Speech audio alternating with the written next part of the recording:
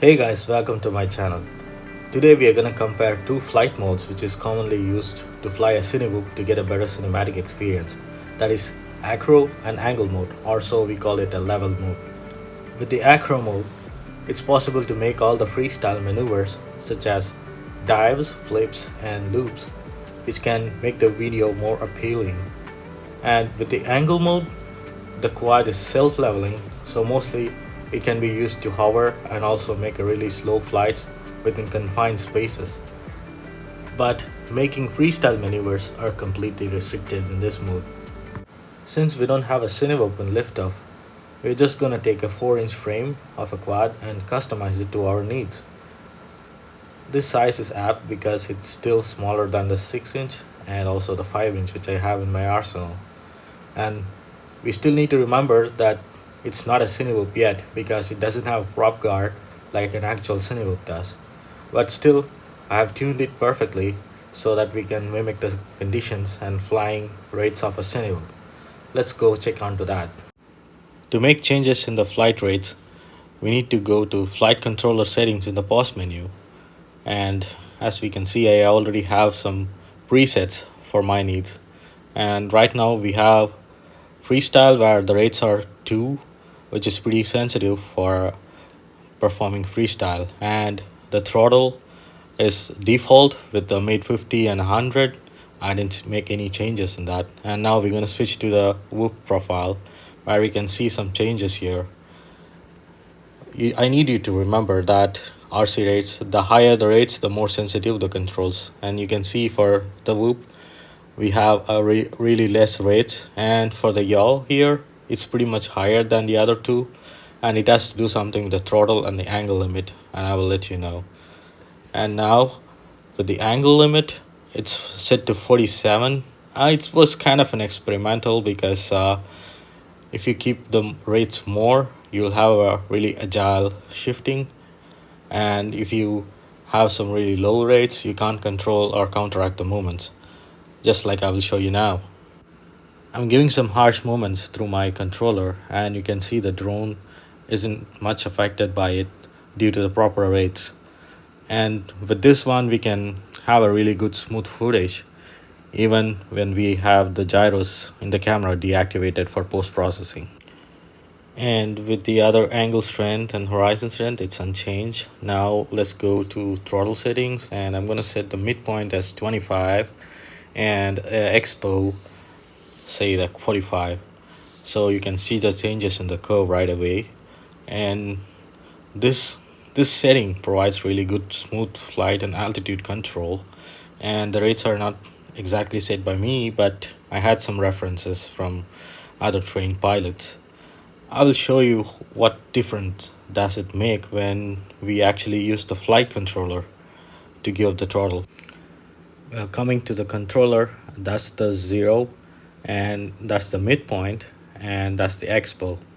With our settings in active, the drone will actually hover or go higher at that point, that is above the midpoint, and that's pretty much easier for us to have a control.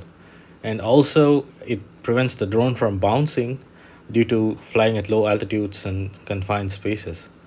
With this position, it's easier for us to thumb the controller and also pinch it. Depends upon the users, and gives us free movements to access yaw. And with the lowest, it's not possible, as you can see.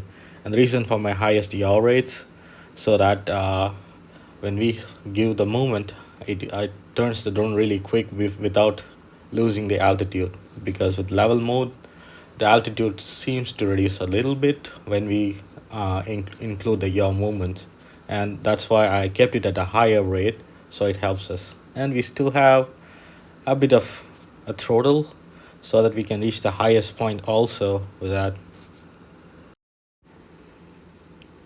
With all the rates set up now, let's save it, go back and start flying.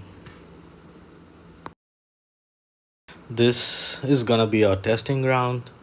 It's kind of one of the biggest trees on the map, and it's also close to my starting point. Liftoff has done a pretty good job with the rendering. It has really good confined spaces with the branches and the gaps.